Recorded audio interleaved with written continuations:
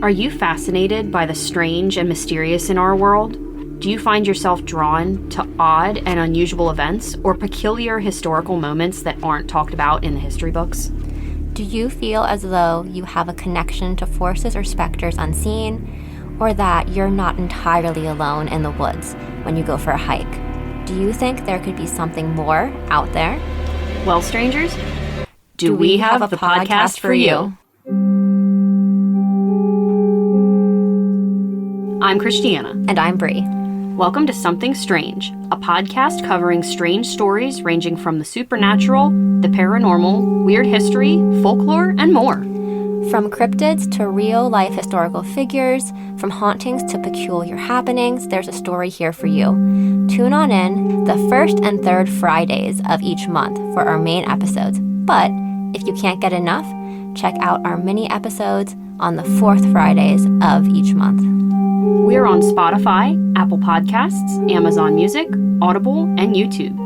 And for even more strange content, check us out on our socials: Instagram, Facebook, YouTube, and TikTok. For now, strangers, it's time for us to part ways. Remember to tune on in. We'll be right here with Something Strange.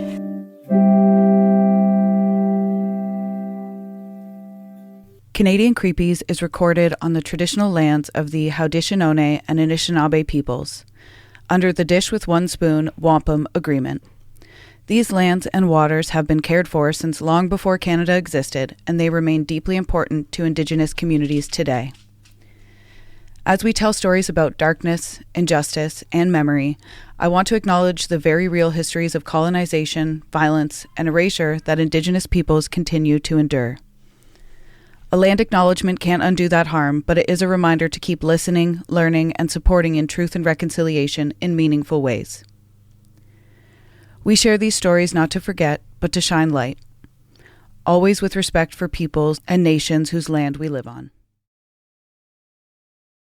Canadian Creepies covers true crime, dark history, and disturbing events. Some episodes may include graphic descriptions or sensitive subject matter. We do our best to handle every story with care and respect for those affected. That said, we sometimes use humor and sarcasm as a way to process heavy content, never to disrespect victims, survivors, or their families. Listener discretion is advised.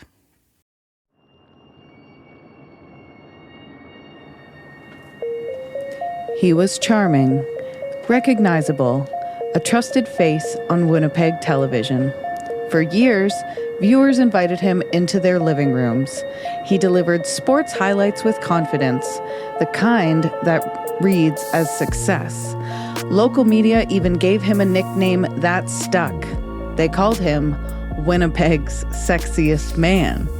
It was playful, flattering, and a symbol of charisma and local fame. And then, years later, his name appeared in headlines for something else entirely. Bank robberies. Plural. But before we get too into it, welcome to Canadian Creepies. I'm your host, Valerie. And I'm your host, Amanda Joy. Thank you for hanging out with us for this creepy Canadian conversation. I like that. Conversations with friendly creeps. That's right. That's right. We're the friendly kind. We're the creeps you can trust, the creeps you love. There was this video I had seen about this little girl who was lost and ran up to a goth girl, and the girl was like, "My mom told me if I ever got lost to find a nice goth girl and she'll help me." That's how I feel about us. Yes, that is us. Except I'm like less goth in the visual. This is true. You're more whimsigoth. Yeah, more whimsigoth, grungy. It's the vibe, though. Yes. It's the essence. It's the vibe. It's the essence. I am currently still reading A Ghost in the Room by Anne McDougall. Very good. I was enjoying it by the canal today. Oh. Waiting for Felix to finish school. Just enjoying that book. It was lovely. And how are you? Hanging in there, enjoying the nice spring weather. Finally. Yes, the spring weather. Yes. It's nice to walk out of the house without a coat on and have the windows open, get all that stagnant air and energy out of the home. Yes, it's really wonderful for that freshness. the spring freshness. I got to give out free flowers today, which was nice. Spreading some sunshine. Spreading some sunshine on a nice spring day. People were very excited to receive them. Should I make the exciting announcement? Oh, we got news. We got news. And it is that we have a researcher officially, and her name is Christine. And you might recognize the name Christine on this podcast because we have read several of her emails and she likes us so much, she decided to become a part of the team. She did. And we're happy to have her. Happy to have her. So grateful. We've already laughed a lot together. Yes. And it's so great. So we are going to play. She recorded a little hi to all of you. So we're going to insert that now. Be nice. Hello, Canadian Creepies crew. My name is Christine, and I'll be your new researcher. I've spent so much time dissecting cold cases and 80s and 90s slasher films that I've officially forgotten how to have a normal conversation at a dinner party. I am naturally completely obsessed with true crime. It's not a problem. It's a hobby that makes everyone at parties avoid eye contact with me. When I'm not deep diving into case files or questioning the morality of the justice system, you can find me consuming classic horror movies and books, mostly because their fictional killers are frankly more polite than the real ones. I'm a voracious reader of all genres. I basically treat books like oxygen, and my TBR pile is a structural hazard to my home. In my downtime, I'm a macrame and fiber artist, which is really just an excuse to tie knots while contemplating the darker side of humanity. I'm a loud and proud member of the LGBTQIA+ community, an atheist who is mostly just confused by your gods, and a diehard feminist who is currently listening to girl-fronted rock music at a volume that might be considered unhealthy. As a devout atheist, I don't have a soul to lose, which makes me perfect for this job. Oh, and yes, I have the mental illness to match the chaos of this job, but hey, in this line of work, that's not a liability. It's a feature. I'm here to bring you the facts, the gore, and enough sarcasm to make you question why you enjoy this genre in the first place. Looking forward to connecting. And that was Christine. Give her a nice warm welcome. Woo! Say hi to her in the comments. So this will be helping with, as I've said on this podcast, sort of like an open AI discussion. I'm like so stressed saying this all the time. This is having Christine come on as a researcher. That takes us a step away from ChatGPT doing the bulk of the research that it does, which is good, which has always been the plan and the idea. So I'm really happy and grateful and excited. And that's measurable growth for the podcast. Very, very much. We're very excited to have her. She's hilarious. Yes, she's so funny. And thank you to everybody who listens, who made this possible. This was great. We love you. We love you. We love our fellow creeps. And are we ready to get into it? Let's do it. For this episode, here are my sources. For this episode, I relied on the 2025 documentary, The Sexiest Man in Winnipeg, along with reporting from CBC and CTV News detailing Steve Vogelsang's career, arrest, and conviction. I also reviewed additional Canadian media coverage to contextualize the timeline of the robberies and the public reaction that followed. He's a broadcaster, or was a broadcaster, a journalism instructor, and the familiar face. Arrested and convicted. How does someone move from studio lights to surveillance footage? How does a respected public figure become a criminal? And maybe the more unsettling question is this: how much of the persona we celebrate is carefully constructed? Okay, how much of the persona we celebrate is carefully constructed? Yeah. We're stepping into the rise and fall of the man once dubbed Winnipeg's sexiest man and the image that didn't tell the whole story. I feel like that's usually the case. Yeah. People are not what they seem, especially in the media, Hollywood. Well, this guy wasn't Hollywood, but that's a big example of... He was Hollywood enough. He was the sexiest man in Winnipeg. He was Winnipeg Hollywood. That's hilarious. He was Canada's Hollywood. Winnipeg. Canada's Hollywood. So who was he? Tell me about him. Steve Vogelsang.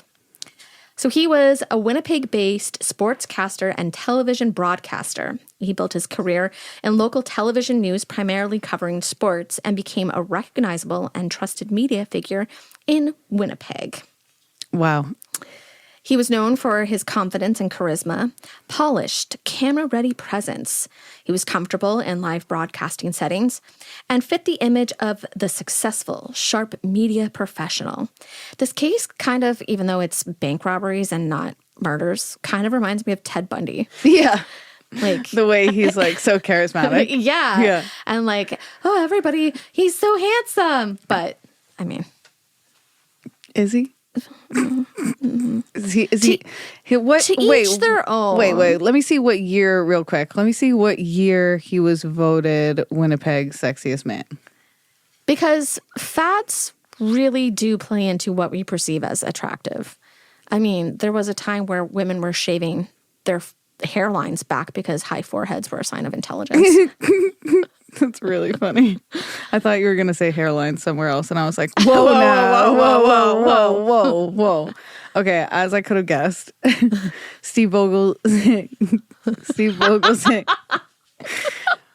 was named the sexiest man in Winnipeg by the local alt-weekly publication Uptown Magazine during the 1990s. I mean, I guess he was 90s hot. when I was in high school, the popular thing was like the spiky hair frosted tips. Did he have that in the 90s? From what I could Google, the pictures that I saw on Google of him, no, he had that did like not. classic 90s dad look. Yes. Like that businessman. Yes. That 90s like I'm successful look. Yes. That was his classic. That was his vibe. Yeah, that was his The MO, vibe. his vibe. his look. Yeah. His look. So he earned that nickname locally. It wasn't a formal award. It was more a playful, media-driven moniker. And it reinforced his public image as charismatic, desirable, and successful. Symbolized how well-known and how well-liked he was within the community. But eventually, he left television broadcasting and became a journalism instructor at Red River College. Oh. He transitioned from reporting the news to teaching future journalists. The public Okay. image expanded. Okay. But he wasn't like a hard-hitting journalist. No, He wasn't on the streets. no. He wasn't an anchor. He wasn't in the thick of wars or Nope. homeless or drug-addicted areas Nope. or He was the sportscaster. medical crisis. And he taught. And he thought, you know what I should do? I should teach people how to do this. Many young people. What's that saying? Those who can't do teach. Mm-hmm. Although I have thought about teaching art, and I actually can. But you can do art. Yes. Oh, that's where your wallet is? I was looking for it this morning. Kyle's little interlude. I wanted $5. George Jetson. Yeah. George Jetson. For those of you who aren't in my living room currently, Kyle just reached in to grab his wallet, which is in front of me. And this morning I was looking for it because I wanted $5 so I could get a protein drink. I used my debit instead, but it's not the point. The point is she couldn't find it. The point is I couldn't find it. All right. So the public viewed him as polished and accomplished, embedded in Winnipeg's media culture. He was a familiar face in homes across the city. I guess, but I mean, was he a big? I guess he must have been a big Jets commentator. Go Jets! I love the Winnipeg Jets. go local sports team. Yeah, That's what I say for all I know. sports team. I know, but we've talked about how I don't go for it. My Toronto team Yeah. now is the Toronto Scepters. That's my Toronto team now. Toronto hockey team, Toronto Scepters. Fuck the Leafs. My male hockey team are the Winnipeg Jets. I'm gonna lose followers because I said that. Don't clip that. I still have a signed Poppin jersey. I will never sell it. Not fuck the Leafs. I don't mean that. But my Toronto team are the Toronto Scepters of the PWHL. I just sports. That's right. That's why you're watching Felix when I go to the game Yes. instead of coming with me. Yes, I just. Woo-hoo. That's my contribution. He was seen as part of the professional and cultural fabric of Winnipeg. In regional markets like Winnipeg, media personalities carried unique visibility. I wonder if there was slogans like, you don't have Winnipeg without Vogelsang.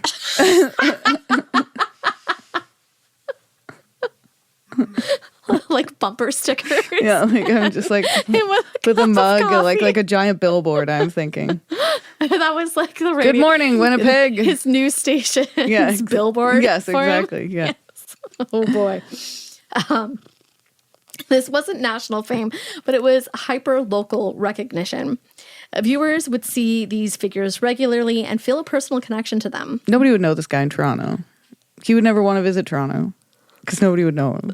Same with like the Niagara region. We would be like, who are you? Who? He'd be like, I'm Steve Vogelsang. I'm the sexiest man in Winnipeg. I know. That sounds like something a guy would say to me when I was bartending. You don't know me? I was voted the sexiest man in Winnipeg. How dare you not know me? My bar tab is taken care of, right? Yeah, that's the equivalent. Can I get your number? That's the equivalent of when girls around here say they've been a sunshine girl. No Oh, shame. yeah. No shame. I know so many sunshine girls. I do too, actually. So funny. What a funny phase. And In our shout out to all the sunshine girls. My dad was a sunshine boy. Kyle's dad was a sunshine boy. Is that a fact? That's a fact. That's a fact. In what That's- year? What year? 70s. In the 70s. Did he pose shirtless? Oh. I think he was under a tree, maybe. Oh. Do they still do sunshine? I don't Features? think. I don't think so. Let us know. Yeah. Toronto Sun, if you're listening, let us know. I'm not going to audition. I'm too old now. You know, for somebody who's in photography, I never did. Yeah, I know. You could have done your own photos. I could have done my own photos. I have done my own photos. Oh boy. But where was I? That familiarity can create trust and a sense of intimacy. What the familiarity with his community. Yes, Understood. Okay. Local broadcasters often became a symbolic figure in their communities. I mean, it was Well, yeah, when you're watching in the morning and then at night. yeah. And I feel like if you are supporting local sports teams, like the sports community is like people Yes. bond over that. So you would feel like Yes. like that connection. A connection. There. Yeah. Yes. That makes sense. And did I already say that? I did already say that. I'm all over the place today. You're doing great. It was my turn to be this way last week. We switch off. That's right. We switch off. You can be scattered this like it. next time. Wait, this time. Okay. All right. So Vogelsang was not an outsider or a fringe personality. He was established, respected, and embedded in the local culture. The fall feels more jarring because of how stable and polished the public image appeared. It sets up the entire tension and the strong public persona versus the hidden private actions. I feel like that's our entire society right now with the Epstein files. Yes. Like, Now I have to go. Okay. There were cracks beneath the image of Steve Vogelsang. Behind the polished on-air persona, Vogelsang was experiencing financial strain. dun dun dun. Dun, dun, dun. Reports indicate mounting debt. Personal instability and financial pressure began to grow. And public image remained largely intact during this period. But it's important to note that although he had this outward confidence, beneath that, he was privately unraveling The spiral was due to happening. his financial strain. I wonder if he got a gambling problem. Probably. I mean, that's speculation. That is Allegedly. speculation. Yeah. But yeah. Vogelsang, maybe it'll say something. Maybe I did that correctly. Vogelsang left his television broadcasting role and transitioned into teaching journalism at Red River College, like we said. And on the surface, this appeared to be a stable, respectable career move. And it reinforced his identity as a professional and mentor. At this time, there is no public indication of criminal behavior. So I imagine like he was probably getting paid less to be a teacher at a college than he was to be a sportscaster on the news. Richard, oh my God, sorry, Richard. I only have one hand. I'm sorry. He wants to play the Richard's piano that's trying in to front of go us. on the keyboard. Okay. Oh, no. Okay. Everything's good. This is fine. Here, we're back. Okay, sorry. Richard was trying to be a part of the episode. Then Steve Vogelsang's double life began. During this period, he began committing bank robberies. But it's important to note that these bank robberies did not take place in Winnipeg. They took place in Alberta and Saskatchewan, the neighboring provinces. That's right, because Winnipeg is in between Saskatchewan and no. I don't know. Does it go Ontario? I'm Canadian and don't know my Canadian geography. Okay, hold on. Geography was not my strong suit. I know, I'm usually pretty good at this. History. I can do history. History. Well, we're not talking history. Technically we are talking history. Yeah, a little bit. Don't let them know that that's what true crime actually is. Okay, so it goes Ontario, Manitoba, then Saskatchewan and Alberta. So he was going a couple provinces over. I knew Ontario was next to Manitoba. I just knew it. Ugh, love when I get that right. I knew Saskatchewan was closer to Alberta than us. See, so together we would have had it. Our two brain cells. Great minds. Yes, that's right. Multiple incidents over time. There were multiple incidents over time and not a single impulsive act. And this indicates planning and repetition and demonstrates sustained concealment while maintaining professional identity. So he was teaching at college and then going off and robbing banks in Alberta. Busy life. Bopping off to Saskatchewan. Quick robbery. There was also a polite robber narrative at this time. Media and documentary coverage highlight unusual characteristics of this polite robber, which was a calm demeanor during robberies, a reportedly nonviolent approach. He did not physically assault victims and used a composed, almost conversational tone, and in some accounts described as disarming or courteous. This created a strange public narrative, the polite bank robber. The broadcaster turned robber with charisma intact. Despite demeanor, these were serious criminal acts. Bank robbery carries inherent threat and trauma. Victims, tellers and staff, experience fear regardless of tone and regardless of if they knew if he had a knife or not. You're still being traumatized at work that day. The absence of overt violence does not minimize the crime. Just because he didn't hurt them doesn't mean it was any less scary, because they thought they could have been hurt at any moment. They thought they could have lost their lives at any moment. I do know that the criminal, judicial system will give lighter sentences for crimes that are non-violent. Yes. But that doesn't mean their impact, yes. When you're in that moment, you don't know. You don't know. Some psychological and thematic sort of areas to consider would be how someone maintains a double identity. That's tough. It's hard maintaining one in 2026, I'd say. Also, compartmentalization, teacher by day, robber in secret, as well as ego and performance. Was the robber persona another performance? Is it possible he had another persona within him? Yeah. And financial desperation versus identity crisis. Was it he was really needed the money, or was he just like, this is my vibe now? And also the tension between charm and criminality. And we see a lot of that. We know a lot. Historically, a lot of serial killers are very charismatic. He's not a serial killer, but Jeffrey Dahmer convinced police to give him back. Yeah, that kid. One of his victims. A kid. 14. He was 14. Yeah. Like, do you know how charming and how articulate and charismatic you have to be? I mean, some of the place we... I'll keep quiet. All right, let's talk about the arrest and convictions for a minute and how the authorities linked the robberies to Vogelsang. To Vogelsang. So the series of bank robberies in Alberta and Saskatchewan raised the investigative attention, as I imagine it would. Yeah, they were like, what's happening here? What is going on? Why are so many banks being robbed? What is going on?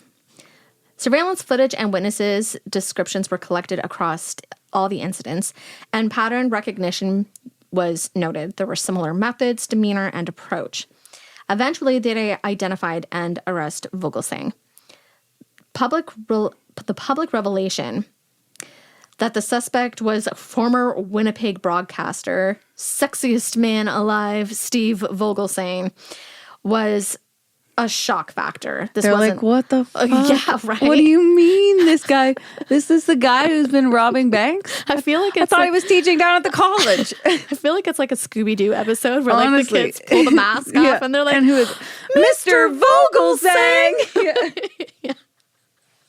That's exactly what it is. This is exactly And I what would have it's- gotten away with it too. if it wasn't for those mangy kids and their pesky dog.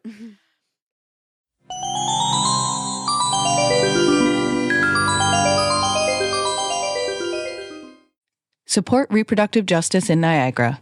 Niagara Reproductive Justice is a grassroots collective based in the Niagara region of Ontario, working to increase visibility and access to sexual and reproductive health care. They support people seeking abortion and other essential care by offering transportation, financial assistance, logistical help, and emotional support. Here's how you can help. You can make a one-time donation. Send an e-transfer to niagarareproductivejustice@gmail.com. Your support helps cover costs like gas for volunteer drivers, overnight stays, childcare, and other urgent needs. You can also support monthly via Patreon. Join their Patreon and support the cause month to month. It's patreon.com/Niagara Reproductive Justice. And you can volunteer your time. NRJ is always looking for volunteers to help with driving, outreach, admin support, and community organizing. If you're looking to make a real impact in the Niagara region, this is a great place to start. Contact them via email or DM them on Instagram or Facebook to learn more. You can find them on Instagram at Niagara Reproductive Justice and on Facebook at Niagara Reproductive Justice. Help amplify access to reproductive care right here in our own backyard. Whether you donate, volunteer, or spread the word, you're a part of the movement. Hey creeps, it's Valerie here. And if you're anything like us, you love capturing a moment, whether it's spooky, sweet, or somewhere delightfully in between. Let me introduce you to our go-to for stunning shots, darkroom photography, based right here in the heart of the Niagara region. Mel, the brilliant eye behind the lens, is a lifestyle and creative photographer who brings a little bit of magic and maybe a touch of mystery to every session. She's got all her prices listed right on her website, super transparent, no tricks, and she runs killer seasonal specials around Mother's Day, Halloween, Christmas, and more. I'm telling you, her Halloween sessions, creepy perfection. So, if you're in the Niagara area and looking to capture memories that are hauntingly beautiful, hit up Mel at mel@darkroomphotography.ca or check out her work at www.darkroomphotography.ca. That's Darkroom Photography, where your memories come to life, even in the dark. You. Still haunting the same old fast fashion? Time to dig up something better with Back from the Dead Goods, a Canadian small business where forgotten threads get a second life and sustainability meets spooky. This isn't just upcycled clothing. It's resurrected fashion with an eerie edge. Handpicked, reworked, and revived, every piece is as unique as a ghost story whispered at midnight. And because you're a part of the Canadian Creepies family, you get an exclusive deal. Use code Canadian Creepies at checkout for 10% off. Find them lurking on Instagram, Etsy, and Poshmark. Links are in the episode description.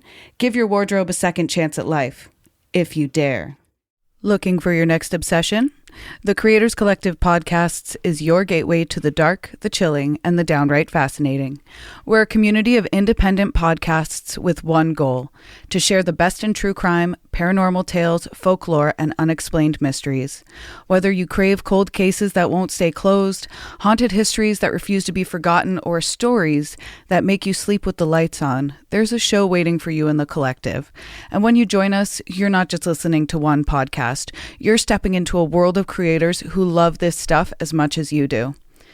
Check out the Creators Collective today. Follow the link in our show notes to discover your next favorite podcast. We'll be waiting for you.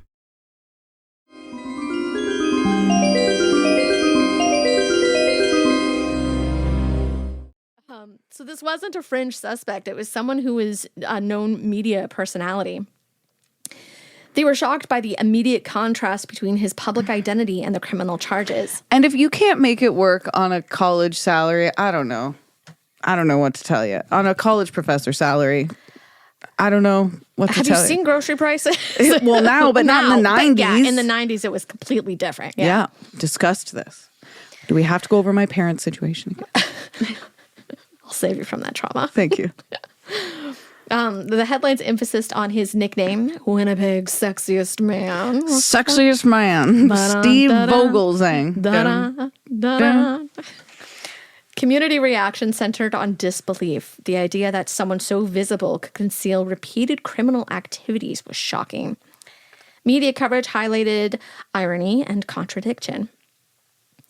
He was charged and convicted for multiple bank robberies. I believe there were 6 in total.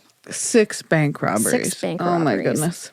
Across provinces. He must have been driving. How did you have the time? You were supposed to be teaching. And I'm sure you have a family life and a personal life outside. I mean, I guess your personal life was robbing banks. Yeah, that was his hobby. Court proceedings laid out financial struggles and circumstances. Sentencing included incarceration. You are a white man teaching college, sir. I believe it what was financial struggles could you in the 90s. In the 90s. That was your time. I believe he was convicted 6.5 years, but I might be confusing the 6 with how many. With how many banks there were. Yeah. His professional reputation was permanently altered. I guess so. And his career effectively ended. I mean... Yeah, that would be the end of it. Right? Former colleagues expressed surprise and disappointment. Journalism students confronted with betrayal from a mentor figure. How dare you! You were supposed to teach me how to be a good journalist. Now I'm reporting on you. Yeah. There was trust ruptured. Educator responsible for teaching ethics and media integrity was now very unethical. Yeah, he wouldn't know much about ethics. He wouldn't know ethics if they bit him on the bum. Reputational fallout extended beyond him personally. The institutional discomfort, how do you process a respected instructor being convicted? In a city like Winnipeg, local media figures feel familiar. The fallout felt personal to some viewers. I know. Some of them would have been like, what do you mean? Honestly. Well, think about how some devastated. people take celebrity deaths. Yeah. Yeah. Huge, memorials and stuff are put together for some of them. Yeah. So I guess when it's closer to home too, it would hit very similarly. Yeah.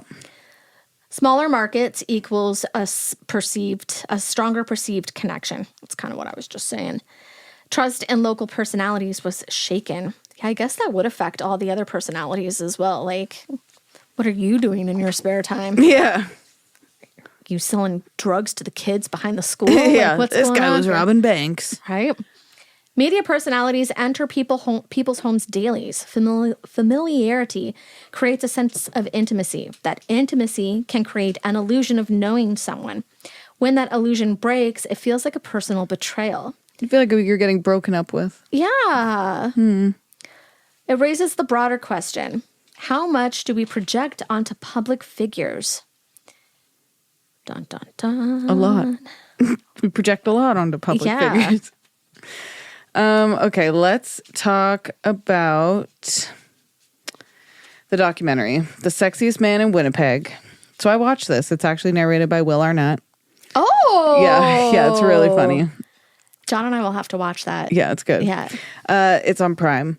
So the 2025 documentary exploring Steve Vogelsang's rise and fall. And the title leans directly into the nickname that defined his public image. I guess, what else would you call it? Yeah. Right? Yeah. Winnipeg's sexiest man. Sorry, the sexiest man in Winnipeg. This movie blends archival television footage with present-day interviews and includes Vogelsang's own reflections on his life and crimes. It also incorporates interviews with colleagues, media figures, and the people who knew him. The stylistic approach it uses, it definitely uses nostalgia with clips of him on air in the 90s, all confident and composed. And it juxtaposes broadcast persona with criminal revelation. And it leans into the irony of the Sexiest Man title. Structured partly as a character study rather than a straight crime documentary, it has an emphasis on personality, ego, and identity construction. It's funny. I mean, I guess desperate times people do crazy things, right? Like that you would never he think. he felt like he was desperate, and People do a lot of crazy things out of desperation. The core themes in this movie are ego and image. So how much of Steve's identity was built around admiration and attention, the power of local celebrity, and was the nickname playful, or did it reinforce a self-image he internalized? As well as identity fracture, the divide between broadcaster, educator, and robber, compartmentalization, and the idea of performing roles in different spaces. Another theme would be reinvention and narrative control. As Vogelsang participates in telling his own story, it raises questions about who controls the narrative. Does participation allow insight or soften accountability? I wonder if he was a Gemini. Oh, I don't know. Because he can, I'm a Gemini. He can play different Don't tell parts. people that about me. John's a Gemini, too. I'll find his birthday.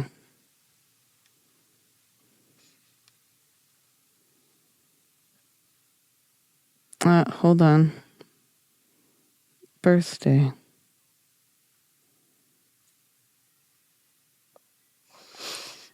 Oh. Okay, it doesn't say his birthday, but he celebrated his 60th birthday in 2021 in late October. So he's either a Libra or a Scorpio. Yeah. Scorpio would be closer to late October. That tracks. Sorry to all the Scorpios out there. I love you. We love you. I'm a fellow water sign as well. I get it. Another theme this movie explores is sympathy versus accountability. This film appears to humanize Vogelsang and explores his financial stress and personal instability, and invites viewers to understand, not just condemn. But bank robbery is not victimless. Mm-hmm. Fear and trauma experienced by tellers and staff are very valid, and the film's tone may feel reflective rather than prosecutorial. Some critics praise it as layered and complex.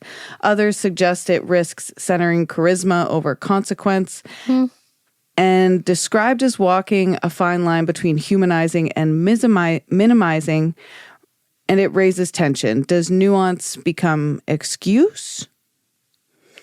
Does the film integrate the harm, or does it center charisma? And when a subject is charming, do we subconsciously soften judgment? Is understanding someone the same as excusing them?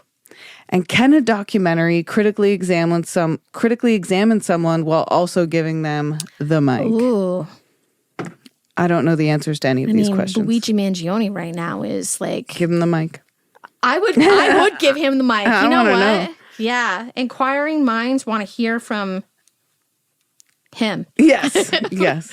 From him. All right. So the core idea is here. Public persona does not equal private character. Television creates familiarity. Reputation builds a perceived trust. Viewers feel like they know on-air personalities. And charisma often reads as competence. Confidence often reads as integrity. Mm-hmm. Why do we conflate media presence with moral character? I don't know. This happens a lot. A lot. We just do. I don't. Yeah. It must be that familiarity. Like, Must be. Because they're in your home.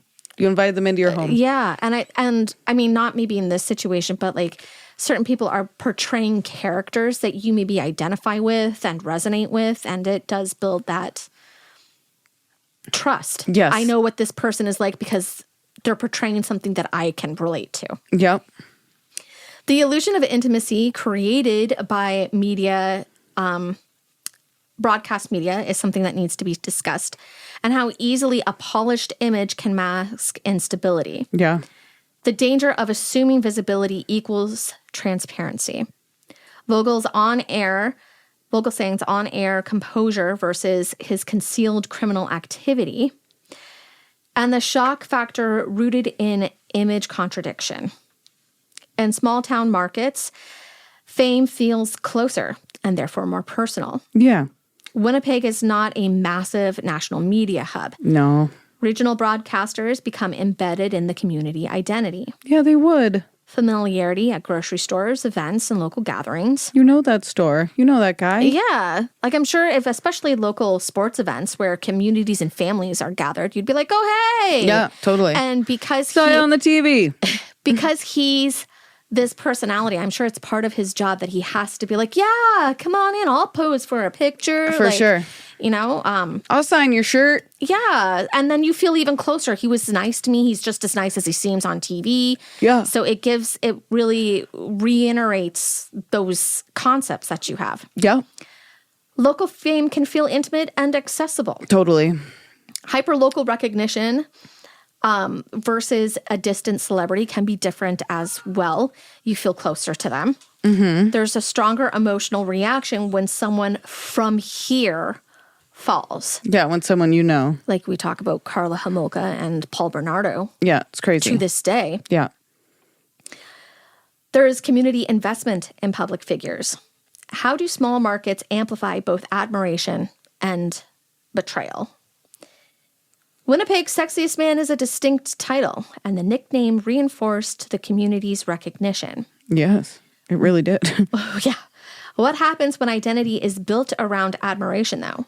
Public admiration becomes part of self-concept. Being labeled sexiest reinforces desirability and status. He's not. He's not my cup of tea. Not my cup of tea. Yeah. Let us know. To each your own. Yes. But he's not my cup of tea. Different strokes for different folks. Exactly. Whatever floats your boat, folks. Media careers often reward ego and visibility. Problematic. A little bit.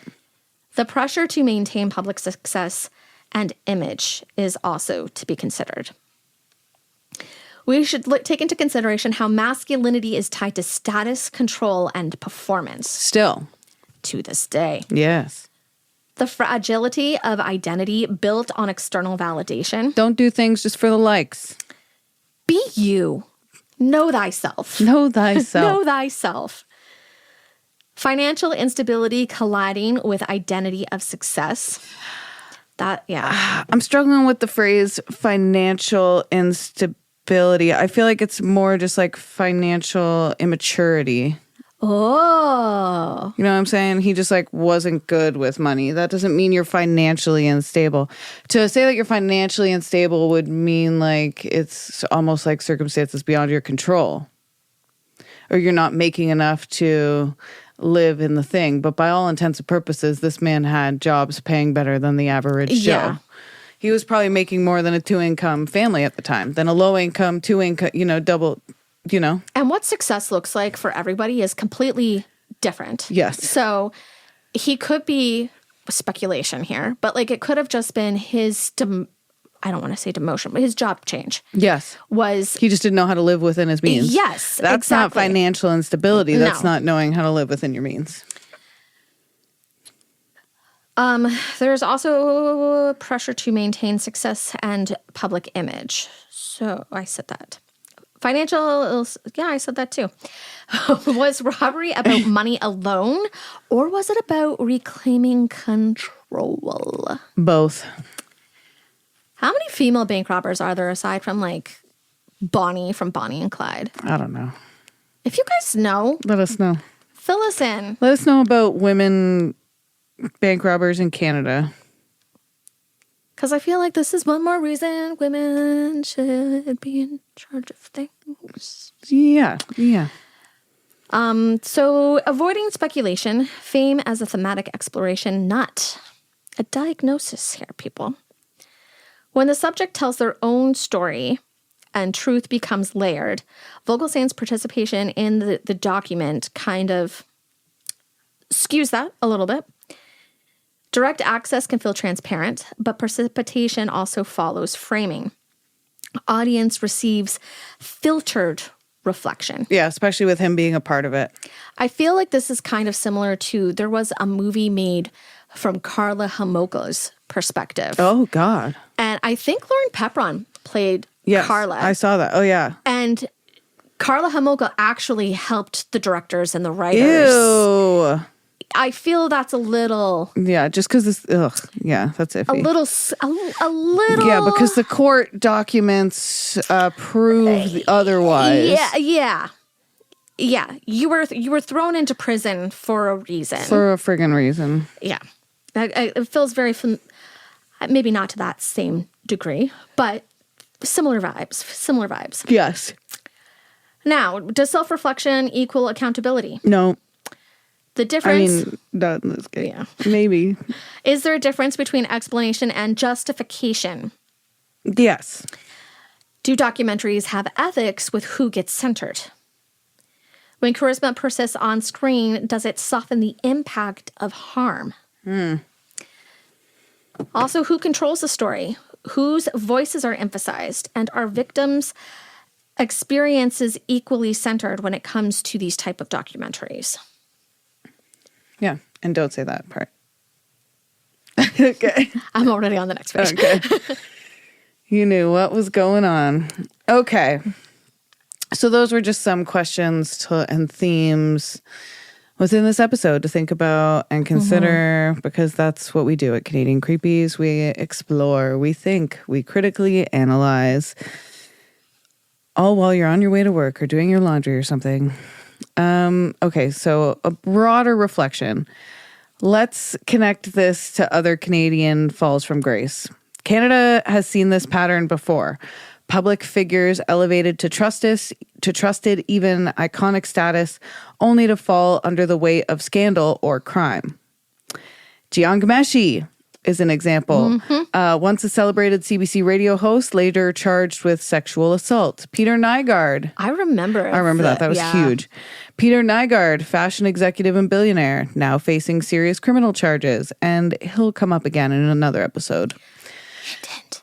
Ghomeshi's case also reshaped conversations about media, power, and accountability. Another Canadian fall from grace is Ben Mulrooney. Not criminal, but experienced reputational fallout amid broader media scrutiny. Conrad Black was a media baron convicted of fraud in the United States. And Mike Duffy is a Canadian senator embroiled in expense scandal. I remember that too. Yeah. Different circumstances, different legal outcomes, but a shared pattern. Visibility, admiration, authority, followed by collapse. The shock is rarely about the allegations. It is about who we believed they were. And why do stories like this fascinate us? We are drawn to transformation, especially dramatic reversals. This is why we loved America's Next Top Model in the makeover days. The bigger public persona, the more compelling the fall. We want to understand how someone admired could act in ways that contradict that image. There's psychological comfort in trying to locate warning signs, but often there weren't visible ones, and that's what unsettles us. I think we also have to remember when it comes to like media personas, we don't see their private lives. Yeah, we don't know what they're like as soon as that camera turns off. We see what is curated specifically for us to consume. Exactly. We don't know. We don't know. Let's talk about the danger of charisma. Charisma can override skepticism. Confidence can mask instability. Public-facing professions reward performance skills, and we often equate eloquence with ethics. Charisma is not a crime, but charisma can create blind spots. In Vogelsang's case, a polished broadcaster, calm demeanor during robberies, and a documentary presence still confident and articulate. The performance never fully disappeared. Media culture thrives on personality. Nicknames like Winnipeg's Sexiest Man reinforce narrative identity, and reputation builds myth. Communities participate in the elevation when it comes to media culture. In regional markets especially, fame feels intimate, trust feels personal, and the fall feels closer to home. If someone looks the part of success, polished, articulate, and admired, do we stop asking harder questions? Do we confuse familiarity with integrity? And when someone falls, are we shocked by who they become or by the story we tell ourselves about them? Dun, dun, dun, dun, Dun, dun, dun, dun. dun. All right. So returning to the nickname Winnipeg's Sexiest Man, it's a playful, flattering, community-driven title, one symbolized by charm, charisma, and local fame, and reinforced admiration and identity. But that same name now exists in headlines about crime. It sits beside a criminal conviction, and the face now feels different. Oof. Reputation is built on perception. Media careers amplify that perception. Visibility can create myth, but image is curated, and image is selective. Public admiration doesn't equal private integrity. Persona is not proof of character, and familiarity is not transparency.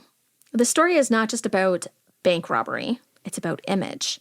It's about identity built on external validation, about how communities elevate individuals, and how difficult it is to reconcile who we thought someone was with what they did. Reputation can be powerful. It can open doors, it can shield flaws, it can shape how others interpret behavior. But it's never the whole story. And maybe the lesson isn't about one man. Maybe it's about how easily we accept the version of someone that feels the most comfortable. Dun, dun, dun. Dun, dun, dun. We're all about the dun-dun-duns this episode. We are. Should we do a current case? I dig it. Let's get into it. Current case. Story time.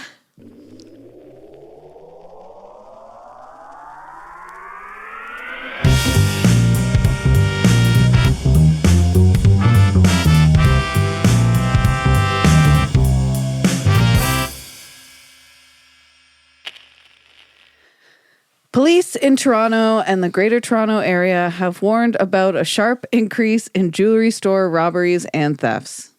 It felt fitting to just do a robbery theme today. I get it. I dig it. I'm here for it. Local law enforcement has described a doubling of such incidents compared with previous years, with several brazen cases caught on camera.